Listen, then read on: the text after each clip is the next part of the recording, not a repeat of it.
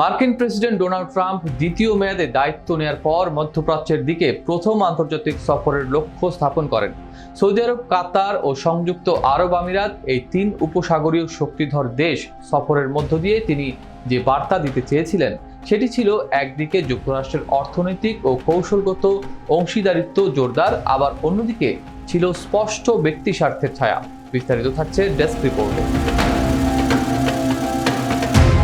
সফর শুরুর আগেই কাতার থেকে ট্রাম্পকে উপহার দেওয়া হয় একটি বিলাসবহুল $400 মিলিয়ন বিমান। অন্যদিকে ট্রাম্পের প্রথম গন্তব্য নির্ধারিত হয় সৌদি আরব, কারণ তারা ছিল যুক্তরাষ্ট্রে $1 ট্রিলিয়ন বিনিয়োগে সবচেয়ে আগ্রহী। এই সফরের প্রতিটি পরতে পরতে ছিল চমকপ্রদ চুক্তি, ব্যতিক্রমী আর্থিক প্রতিশ্রুতি এবং ট্রাম্প পরিবারের সাথে উপসাগরীয় দেশগুলোর ঘনিষ্ঠ সম্পর্কের প্রমাণ।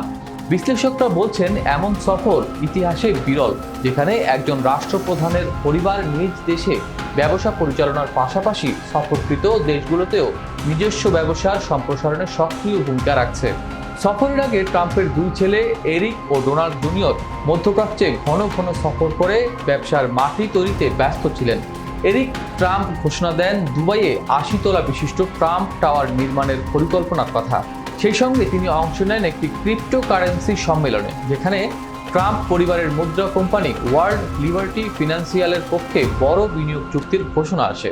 দোহায় ট্রাম্প অর্গানাইজেশন নতুন একটি গলফ রিসোর্ট প্রকল্পে কাতার সরকারের মালিকানাধীন কোম্পানির সঙ্গে চুক্তিবদ্ধ হয়।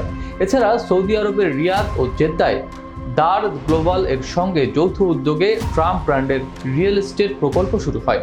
এমনকি ওমানে নির্মিতব্য বিলাসবহুল গলফ রিসোর্ট এবং হোটেলেও যুক্ত রয়েছে ট্রাম্প কোম্পানি। সৌদি সরকার সমর্থিত লিভ গলফ ট্রাম্পের মালিকানাধীন রিসোর্টে একাধিক প্রতিযোগিতা আয়োজন করে, যা শুধু ট্রাম্প পরিবারের আয়ের উৎসই নয়, বরং উপসাগরীয় আর্থিক কেন্দ্রগুলোর সঙ্গে তার সম্পর্কের গভীরতাও তুলে ধরে। এই সম্পর্ককে স্পষ্ট স্বার্থের সংঘাত হিসেবে বর্ণনা করেছেন কেটো ইনস্টিটিউট এর গবেষক জন হফম্যান।